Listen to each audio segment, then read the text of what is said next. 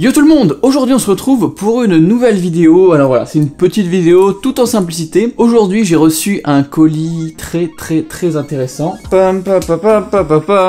J'ai enfin le Mavic 2 Pro, ça fait plusieurs semaines que je l'attends. Je l'ai commandé genre début septembre sur Miss Numérique. Miss Numérique d'ailleurs que je remercie très rapidement parce que voilà, ils m'ont fait une petite réduction très sympathique. Et j'en parle aussi parce que c'est un site que je recommande très fortement. En France, ultra pro, il y a beaucoup de choix en matos photo vidéo. Bref, première fois de ma vie, je vais faire une vidéo unboxing. Alors en vrai l'unboxing ça va être très rapide, ça va être très simple. Ça fait quand même 3 heures que j'ai ça chez moi et que je me retiens. On va l'ouvrir ensemble et après je vais vous expliquer pourquoi j'ai pris le Pro et pas le Zoom. Parce que j'ai jamais parlé vraiment du Mavic le Pro, le 1. Qui, je sais pas si on le voit, est là-bas sur l'étagère au cimetière. Il y a plein de choses qui me dérangeaient sur celui-là et bon j'en ai jamais trop parlé. Puis je vous ai demandé de me poser quelques questions relatives au drone par rapport à l'utilisation que j'en fais sur Instagram. Je vais répondre à ça en micro FAQ juste après. Est-ce qu'on commencerait pas à ouvrir ce petit bestiau? Déjà magnifique packaging classique. J'ai déjà enlevé le petit plastique. On va rentrer un petit peu plus à l'intérieur. Oh, bah voilà, on se retrouve avec un petit carton noir, très simple. Ah, il y a un petit truc, merde. N'étant pas un pro de l'unboxing, je n'ai pas le super canif de tous les unboxers. Du coup, je vais utiliser une hélice de drone. Voilà, du coup, vous pouvez voir qu'elles sont tranchantes. Oui, d'ailleurs, ça doit faire très mal en se reprenant. Est-ce que vous êtes prêts? Moi, je ne suis pas trop. Est-ce que c'est pas joli comme packaging? Est-ce qu'on se croirait pas dans un petit unboxing style iPhone ou je sais pas trop quoi? On va commencer par... Allez, on commence par la télécommande, qui est dans un gris plus clair que l'ancienne. Oh non, merde, ils ont oublié d'inclure les joysticks. Non, putain, merde. Jeu d'acteur talentueux. Oh, bon, bah c'est très similaire à l'ancien. Ah non, elle s'écarte un peu plus, c'est pratique parce que moi j'ai un gros téléphone avec une grosse coque. Les petits joysticks sont maintenant... Bon, ça s'enlève. Ah, super. Parce que voilà, ce que je reprochais beaucoup sur l'ancien, c'est que les joysticks c'était une catastrophe pour les ranger correctement dans un sac. Et donc là, ils viennent se foutre dessus en mode, bah c'est très transportable quoi. Ça va être le moment de pas les perdre aussi parce que je sens très bien que ça va m'arriver à un moment ou à un autre. Alors attention, je vous fais un petit plaisir. Ok, j'ai voulu enlever le plastique, ça n'a pas fait de bruit du tout. Alors les joysticks font beaucoup plus petits du coup maintenant qu'ils sont à visser. Elle est vraiment plus propre que l'ancienne, donc en gris un peu plus clair. Alors oui, nouveauté très importante. En gros, maintenant on a, au lieu de sport et normal, on a donc le position, le sport, et on a le tripod mode qui est directement disponible sur la télécommande. Donc ça c'est génial, parce que le tripod mode c'est un mode en fait où vous êtes bloqué à 6 ou 8 km/h, 6 je crois. Et ça vous permet d'être super stable, d'aller super lentement dans des passages un peu dangereux, tout ça. Et souvent avant il fallait aller le chercher, alors que maintenant ça va être dispo directement sur la télécommande, du coup c'est bien plus safe. Est-ce qu'on passerait pas à la bête? Ouf, il est vraiment plus lourd par contre. Enfin il y a que genre 100 grammes de différence, mais il est vraiment, ouais, il est sensiblement plus gros et un peu plus lourd quand même, hein, on va pas le cacher. Alors comment ça s'enlève ce truc là? Ok, donc là il y a une genre de petite bulle avec 2 trucs maintenant. Ah oui, la caméra étonnamment, bah évidemment les plus grosses. Le petit Hasselblad, très stylé. Oh, tout en métal. Waouh, ça a l'air super solide. Parce que l'autre gimbal, c'est vraiment le truc le plus fragile de l'histoire. D'ailleurs, le mien est quasiment mort, je vous l'expliquerai vite fait après. À cause de ça. Ah ouais, là on est sur un truc tout en métal. Il y a même du refroidissement derrière. C'est beaucoup plus propre aussi. Il n'y a pas la nappe qui sort avant, vous voyez la nappe et tout, c'était un peu dégueu. On va enlever les petits stickers. Est-ce qu'on le déplierait pas? On va le déplier. Putain, il y a des stickers littéralement partout. Il fait étonnamment aussi plus solide que l'autre. Les pattes sont... Elles m'ont pas l'air plus épaisses. Ah non, les pattes de devant sont un peu plus épaisses. Du coup, il donne une meilleure impression de solidité. Enfin, je trouve, hein, c'est personnel. C'est vrai que, ouais, il pèse quand même vraiment plus, hein, ça se sent. Tous les capteurs, donc maintenant capteurs au-dessus, sur les côtés. Donc au-dessus, sur les côtés, derrière, en dessous. Bon, qu'est-ce qu'on a là-dedans? On a la lime, le bloc d'alim. Oh, c'est des génies. Voilà, ils ont intégré un câble directement dans la brique, un câble micro USB, donc qui peut recharger la télécommande. Et donc on a quand même, encore une fois, un port USB qui peut servir à d'autres trucs. Donc moi, ça va me servir à recharger mes batteries de GH5. Niveau propreté de produit, ils se sont améliorés de ouf. Oh, super, un câble. Ouais, trop bien. Bon, bah voilà, le câble d'alimentation avec le petit scratch DJI, voilà, super. Bon bah là on va voir tous les câbles. Ah oui, il y a un câble maintenant, il a une prise USB-C, on peut le brancher pour du firmware et pour vider, il me semble, la mémoire intégrée. Il y a une mémoire de 8 Go intégrée au drone, ce qui est tip top quand on oublie la micro SD. Donc voilà, on peut directement le brancher pour récupérer les rushs, très pratique. Un petit câble plat comme je les adore. Ah, une paire de joysticks de rechange, mais putain c'est des génies, yes. Oh non, il y a encore des câbles, mais putain il y a combien de... Ah non, ah bah oui les hélices, c'est pratique ça. Alors on va mettre les hélices, on en a 2 de rechange du coup de base, ce qui est pas trop mal, j'aurais pu en mettre 4. Voilà l'engin monté complètement, très stylé, j'ai même pas enlevé la batterie d'ailleurs. Oh bah elle s'enlève parfaitement. Ah, les batteries sont plus grosses aussi, hein. Et elles se mettent à l'envers par rapport à... Ah oui c'est marrant, avant les contacts étaient à l'avant, là c'est à l'arrière. Nickel. Bah franchement très très propre. Donc en plus du drone, vous pouvez aussi prendre le pack Flymore Kit que moi j'ai depuis 10 jours, sans le drone, du coup c'était pas très utile. Voilà, donc dedans il y a tout simplement 2 batteries en plus, donc ce qui m'en fait 3 en tout, ce qui est vraiment le minimum. Ils mettent aussi un chargeur en voiture, donc du coup avec un allume-cigare, avec une brique, bon par contre il y a une brique avec, c'est un peu chiant mais tant mieux, bon c'est pas grave. Ce qui est génial, c'est qu'en fait à partir de ce truc là, vous allez pouvoir recharger toutes vos batteries et la télécommande en même temps sur une voiture. Je sais pas ce que ça va donner en vitesse de chargement, je vais pas être trop optimiste. Hein. Ensuite il vous donne le chargeur multi-batterie, parce que jusque maintenant je peux plugger qu'une batterie avec celui dans la boîte. Là j'ai... En fait, je viens brancher le chargeur d'origine sur une puce sur le chargeur. Et du coup, en fait, il se pose au sol. Il est beaucoup plus ergonomique, je trouve, que l'ancien. Et les batteries viennent tout simplement se plugger dedans, comme ceci. Et donc voilà, on peut le poser. Il y a aussi un autre petit truc assez intéressant qui peut sauver en cas de problème. C'est tout simplement un petit adaptateur pour brancher sur la batterie qui vient inclure 2 USB. Donc si vous n'avez plus de batterie sur la télécommande, vous pouvez venir la charger ici. Si vous avez votre téléphone, gros problème, vous devez absolument avoir de la batterie. Pareil, vous pouvez plugger votre téléphone en pompant l'énergie d'une batterie. Ça fait beaucoup de trucs. Je vais aller le tester, je vais essayer cette semaine, parce que là je suis en ville, du coup je ne le fais pas voler en ville. Je vais aller le tester, me mettre dans un champ, un peu à la campagne, pour faire des premières images, un peu voir la qualité.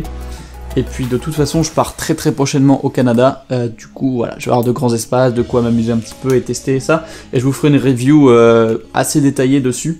Rapidement, pourquoi j'ai pris le Mavic 2 Pro et non le Mavic 2 Zoom. Donc voilà, il y a 2 versions qui sont sorties. Moi, pourquoi j'ai pris le Pro ? Tout simplement, au début, honnêtement, quand ils ont fait la présentation en live, j'étais trop chaud pour le zoom, parce que je me disais, ouais, c'est génial, il y a un zoom optique. Donc il fait un 24-48 mm, il y a un zoom optique. C'est ça son plus gros feature en fait en différence. Sauf que le problème en fait au final c'est que c'est quasiment le même capteur que le Mavic Pro normal. En fait le Mavic Pro 1, je l'aimais et je l'aimais pas parce qu'en fait la qualité était vraiment pas incroyable. C'était très pratique à transporter, très discret, facile à cacher dans un sac pour passer les douanes, tout ça c'est pratique parce que les drones sont rarement bien acceptés. Donc c'était facile à le cacher, tout ça. Et en fait le problème c'est que la qualité était honnêtement vraiment pas top, c'était littéralement un téléphone pas haut de gamme accroché à un truc volant quoi. Du coup c'était un peu chiant, je montais jamais l'ISO, enfin c'était un peu la galère. Et le Mavic 2 Zoom au final comprend le même capteur de 12 mégapixels, qui est un capteur minuscule, certes qui zoom x2, mais au final en fait la fonctionnalité zoom, c'est juste un 24-48 mm, donc c'est pas, en fait ça ne zoome pas assez pour profiter du changement de perspective, enfin du moins ça le fait un petit peu mais c'est pas incroyable, c'est pas assez du moins pour justifier l'achat de ça, ça fait vraiment gadget. Le dolly zoom super, ouais incroyable, youpi, des gens pouvaient le faire depuis le début, et on peut largement le faire avec le Pro aussi, il suffit de zoomer en poste, enfin bref, leur feature principale en fait est plus un gadget qu'autre chose. Donc c'était vraiment pas cool, ils ont un petit peu amélioré la qualité, il y a un meilleur débit, mais en soi ça reste la même qualité, donc franchement pour changer, autant aller sur quelque chose de mieux. Donc pourquoi le Pro? Alors, donc c'est littéralement le même corps, hein. Tout est pareil, sauf que c'est juste les caméras qui changent, parce que lui, donc il a un capteur qui est 4 fois plus grand, donc un capteur de 1 pouce, qui est exactement le même que dans les Phantom 4 Pro, qui étaient beaucoup trop gros à transporter, mais maintenant ils l'ont réduit et l'ont mis là-dedans. Il fait du 10 bits, niveau colo, ça va être incroyable, il est vraiment optimisé pour ça, quoi, donc c'est beaucoup mieux avec un débit plus gros, enfin vraiment une qualité bien meilleure que le Mavic 2 Zoom, que le Mavic Pro 1, qui va être au final équivalente, voire même un peu meilleur que le Phantom 4 Pro, donc c'est pour dire que le gros drone blanc intransportable où il faut un sac à dos pour l'avoir, a été réduit au niveau de la caméra à celui-là. C'est génial, franchement c'est incroyable, donc c'est pour ça que j'ai pris personnellement le Pro. Et puis en fait celui-là en gros la qualité est bien meilleure donc que le Zoom, tellement meilleure au final que si je veux faire un super dolly zoom incroyable, wouhou, et bien en fait il me suffit de zoomer bon il y a des dizaines de tutos là-dessus, j'en ai jamais fait tellement je trouvais ça assez simple à expliquer, mais peut-être qu'un jour je le ferai. Bon, en fait il suffit de zoomer en poste et de dézoomer au fur et à mesure que vous avancez, ou de zoomer au fur et à mesure que vous reculez pour compenser, et au final faire quasiment, pas aussi bien, mais quasiment le même effet qu'il y aurait eu directement sur le Mavic 2 Zoom, donc voilà. Pourquoi acheter l'autre? Clairement, il n'y a vraiment pas de raison. Le zoom x4 en Full HD peut être intéressant. En vrai, si t'as un sujet, tu peux pas trop t'en approcher, et ça peut être pratique. Celui-là en soi a un zoom numérique qui le ramène à quasiment 40 mm. Donc de base, il est à 28 mm, ce qui est une focale un peu plus serrée que le Mavic de zoom au façon plus large. Lui, il est à 24. Donc voilà, il y a un peu un moins grand angle de base sur le Pro. Mais au final, c'est pas très important. Et en fait, on peut zoomer un petit peu. Bon, c'est pas vraiment d'un zoom optique, c'est un zoom plutôt numérique, mais s'il n'y a pas trop de perte de qualité en soi, ça me dérange pas. Qui arrive à 40 mm, alors que l'autre, le zoom va à 48 mm. Enfin bref, il n'y a vraiment pour moi aucun intérêt à acheter le zoom. Bref, voilà donc pourquoi j'ai pris le Pro. Le Mavic Pro 1, j'en ai jamais trop parlé, mais donc voilà, j'aimais pas trop la qualité, il y avait plein de problèmes qui ont été beaucoup en partie consolidés avec celui-là, notamment aussi au niveau des capteurs. Maintenant il y a des capteurs partout, ça peut éviter. Bon, en soi je vole souvent en mode sport, du coup j'ai jamais de capteur et je vole un peu sans sécurité. c'est comme ça, c'est le jeu. Il y a aussi le mode hyperlapse qui est accessible sur les deux versions, mais qui est accessible ultra facilement pour faire des hyperlapses très facilement, trop facilement même. Mais voilà, ça peut être intéressant pour faire des plans très stylés. J'ai beaucoup parlé, on va peut-être passer à la mini FAQ que j'ai promis. On va aller voir un petit peu ce que vous m'avez posé comme question, je vais demander en story sur Insta d'ailleurs. Si vous ne me suivez pas sur Insta, je vous invite à le faire, il y a le lien dans la description. Voilà, je fais pas mal de photos de voyage et des fois pas mal de stories sur ce que je fais le jour même. Et parfois des petites questions, des petites interactions. Qu'est-ce que vous m'avez demandé ?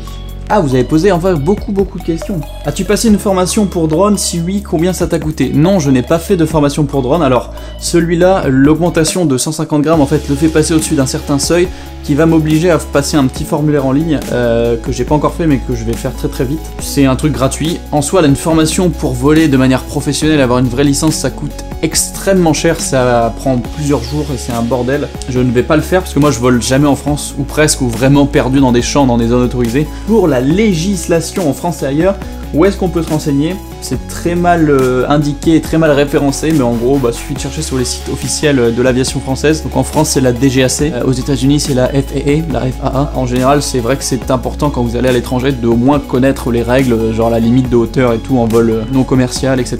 C'est important d'être un minimum au courant. À quelle hauteur peut voler un drone et sur quelle durée? Alors ça dépend du modèle. Le Mavic Pro 1, le 2, je pense que c'est pareil. Tous les Mavic, tous les drones de DJI, je crois, ont une limite de hauteur de 500 mètres, ce qui est déjà énorme et bien au-dessus des limites autorisées en général. Voilà. Et sur quelle durée? Par exemple, celui-là, il donne 31 minutes. Les autres, ça va de 25 à 30 minutes à peu près, quoi. Ça n'arrive jamais à ce taux-là, à moins vraiment de voler à 2 à l'heure, sans vent, sans rien. Tu vas jamais voler autant. Moi, personnellement, je volera toujours en général en mode sport à fond la caisse. Donc, du coup, je tiens 15 à 20 minutes. Alors, zoom optique ou numérique sur le Mavic 2 Pro. Donc, le zoom optique est sur le Mavic 2 Zoom, d'où le nom. Le Mavic 2 Pro, il a un petit zoom numérique, mais en soi la qualité est très bonne, donc je pense que, j'ai pas encore testé, mais je le sais d'avance, qu'on pourra faire des zooms numériques en post-production assez aisément. Est-ce que tu utilises beaucoup ton drone? Alors en soi, non, pas du tout. Je l'utilise sur des missions spécifiques. Si je vais en vacances quelque part ou quoi, oui, je vais le prendre et faire joujou un petit peu avec, faire quelques plans. Genre là, j'étais dans les Alpes. Cet été, j'ai fait quelques plans de drone, voilà, dans des endroits où il y avait personne et où c'était très tranquille. Je le prends assez rarement que sur les voyages, souvent avec... en gros, quand j'étais avec Cyril en voyage, c'était son drone. C'était jamais le mien, non, c'était jamais le mien. C'est souvent quand je pars en voyage avec l'agence de voyage avec qui je bosse, Nomadic Road. Là, je prends le mien et là, je l'exploite à fond. Je vide 3-4 batteries par jour. Mais sinon, voilà, en soi, je l'utilise énormément sur une période de 1 semaine, tous les 2 mois en moyenne, quoi. Pour une telle maîtrise, t'entraînes-tu tous les jours? T'as des cours? Alors, non, pas du tout. Justement, je l'utilise très rarement. Après, c'est important, quand vous débutez, je vous invite très fortement, si vous achetez un drone, peu importe lequel, à aller vous mettre dans un champ où il n'y a personne, où vous êtes tranquille, où il n'y a pas d'aviation et de pas aller haut. De toute façon, il y a la limite, en gros, la vraie limite en général, c'est 90 mètres, ce qui est déjà assez haut. Et de vous entraîner, de comprendre, d'aller vite, de vous faire des trucs, de vous faire des petits parcours, des petits machins, pour en fait vous entraîner à le maîtriser, à ne pas avoir à réfléchir quand il y a un mouvement à faire, et que par exemple vous devez le bouger à droite très vite, vous n'avez pas besoin de réfléchir, ah là faut que ce soit intuitif. Donc vraiment vous entraînez beaucoup. Moi je l'ai fait un petit peu, j'ai fait 2 entre guillemets séances dans un champ avant de le prendre la première fois en Mongolie. Et puis après en soi sur le terrain c'est là que j'ai appris ultra vite, parce que quand tu poursuis des voitures en mouvement et tout, ça va, pas de meilleure façon d'apprendre quoi qu'être sur le terrain dans des situations difficiles. Donc non, je m'entraîne pas souvent. Mais en soi, après, c'est très intuitif au niveau des mouvements, c'est pour avoir des plans fluides que c'est plus difficile et qu'il faut s'habituer. Combien en as-tu? Tout simplement, j'ai le Mavic 2 Pro qui est là maintenant, et il y a le Mavic Pro derrière moi, l'ancien, mais lui, alors oui, je l'ai pas dit, il est cassé en fait, la caméra a pris un coup. Quand j'étais au Tibet, je l'ai craché, j'avais expliqué dans la vidéo, je pensais que ça allait, mais au final la caméra a quand même pris un coup, et du coup j'ai des problèmes de focus, j'ai des plans mi-flous, pas flous, un peu net, en gros j'ai des plans où, je l'ai pas vu, ça m'a ruiné plein de plans dans les Alpes d'ailleurs, en gros le plan est un peu flou, mais pas trop, mais juste un peu, et dans le flou j'ai des arêtes qui sont nettes, toutes les arêtes sont nettes, c'est vraiment un bug que j'ai jamais vu ailleurs. Je pense que j'ai 2 lentilles un peu désaxées. Il est utilisable, je le garde au cas où en secours, mais c'est vraiment pas fou. Donc il va faire déco sur l'étagère le plus souvent. Distance max de ciné, alors sur celui-là c'est donné 8 km. MDR, c'est à tester. Honnêtement, sur le Mavic Pro, le 1, il me semble que c'est 7 km qui est donné. Mon record perso, c'est 2 km à peine. Et encore, c'est sur un lac gelé, donc il n'y a aucune interférence, il n'y a rien du tout. C'est sur des conditions tellement parfaites que c'est testé que, évidemment, il te donne une durée, une distance. Déjà, rien que le faire voler à 1 km de soi, c'est déjà pas très prudent parce que t'as aucun visu sur ton drone, donc tu sais pas ce qui se passe. Ça m'arrive des fois, jamais en France, mais ça m'est arrivé à l'étranger de le faire voler très loin dans des zones où vraiment, où il y a personne. Mais ça reste dangereux parce que s'il arrive un truc, si t'as un oiseau qui t'attaque, tout ça, tu vois vraiment rien, t'es à l'aveugle, donc c'est pas ouf. Là, en soi, tu peux aller à à 1-2 km, peut-être même plus, mais c'est pas ouf. Vu que tu as choisi le Pro 2 au lieu du Zoom, selon toi, qu'est-ce qui est le plus important dans un drone? Pour moi, le plus important, c'est un rapport entre la transportabilité et la qualité. Donc voilà, tout simplement, il faut que ce soit petit, facile et que ça prenne la place de 1 ou 2 objectifs max et que ça rentre dans mon sac avec mon matos. Faut pas que j'ai un Phantom 4, c'est pas possible, parce qu'il faut un sac complet à côté. Celui-là, il est parfait parce qu'il est pas trop gros, du coup il rentre facilement dans le sac et c'est trop bien parce que justement la qualité est énormément améliorée sur ce modèle-là par rapport au Mavic Pro 1 qui était vraiment un peu pas ouf du tout en termes de qualité. Le meilleur drone pas trop cher. Alors il n'y a pas de bon drone pas trop cher. Il y a des drones Parrot avec des caméras très basse qualité qui vous permettent juste d'avoir un retour visuel. Pour s'entraîner, c'est pas trop mal, je connais pas les modèles, mais je sais qu'il y en a à 200-300 €. C'est le minimum syndical pour avoir un truc qui fonctionne bien. Sinon, dans les premiers prix, il y a le Mavic, il y a le DJI Spark qui est tout petit et qui vaut, on peut l'avoir pour 500 €, il me semble. C'est bien pour commencer, la qualité est pas sensationnelle. Et après, en fait, on arrive directement au Mavic Air. Mavic Air, c'est une excellente qualité, enfin, qui est vraiment pas mal, mais qui est en Wi-Fi. Et là, pour moi, la connexion Wi-Fi est une grosse blague parce que c'est très, enfin. Au moins ça vous empêchera de l'emmener trop loin et de le perdre. Là vous pourrez pas aller loin parce que la connexion Wi-Fi est pas du tout stable. Il n'y a pas de drone pas trop cher, c'est genre pour moi le Spark est le moins cher dans les modèles corrects et ça vaut à peu près 500 €. Voilà. Encore une fois, si vous achetez un drone et que vous ne savez pas le maîtriser, ne le lancez pas dans une ville n'importe où. Vraiment, enfin le problème avec les lois françaises actuellement sont vraiment moisies et beaucoup trop strictes. Mais c'est parce qu'il y a des gens qui font absolument n'importe quoi, donc voilà, si vous voulez vous entraîner, vous le faites dans un champ, vous le faites tranquille, où il n'y a personne qui risque rien, et au moins vous apprenez à le maîtriser dans les bons endroits, sans poser de problème à personne. Tu utilises des filtres ND sur les drones? Alors oui, j'utilisais des filtres ND sur le Mavic 1, j'avais acheté des Polar Pro, un ND8, un ND16 et un Polarisant, le Polarisant je l'ai jamais utilisé. Sur le Mavic Pro 2, pour l'instant j'en ai pas pris. L'intérêt avec celui-là, c'est qu'il a le diaph réglable, donc on peut aller de f2.8 à f11.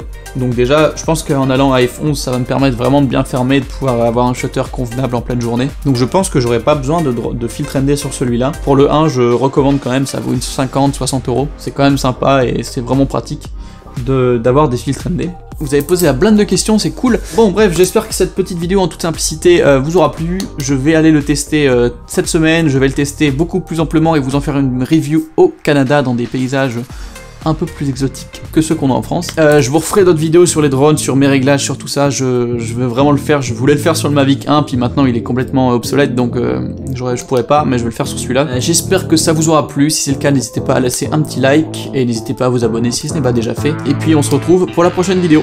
Ciao!